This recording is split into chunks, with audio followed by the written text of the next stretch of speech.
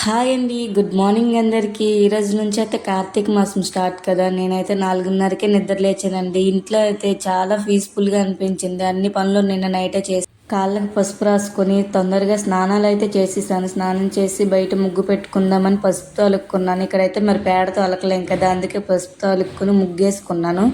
వెంటనే ఇంకా అలా అని దీపాలకు రెడీ చేసుకున్నాను. మా దగ్గర అయితే పడవలు వదులుతారు. ఈ రోజు నుంచే మొదలు పెడతారు. కార్తీక మాసంలో మొదటి రోజు నుంచే పడవలు వదలడం మొదలు పెడతారు. ఈ పడవలు ఏంటంటే అంటిగవ్వలు. దాని అంటిగవ్వల్లో వాటిలో పసుపు వేసుకొని కొంచెం కుంకుమ మరియు పువ్వులు లేదంటే రూపాయి అన్నీ వేసుకుంటారు. నేనైతే బరువు మునిగిపోద్ది ఏమని రూపాయి కూడా వేయలేదు. అయిపోయింది పూజ.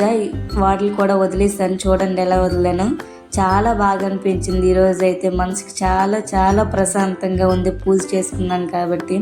బ్రహ్మముహూర్తంలో పూజ చేసుకుంటే నిజంగా ఎంత ఆనందంగా ఉంటుందని నేనైతే అస్సలు ఊహించలేదు.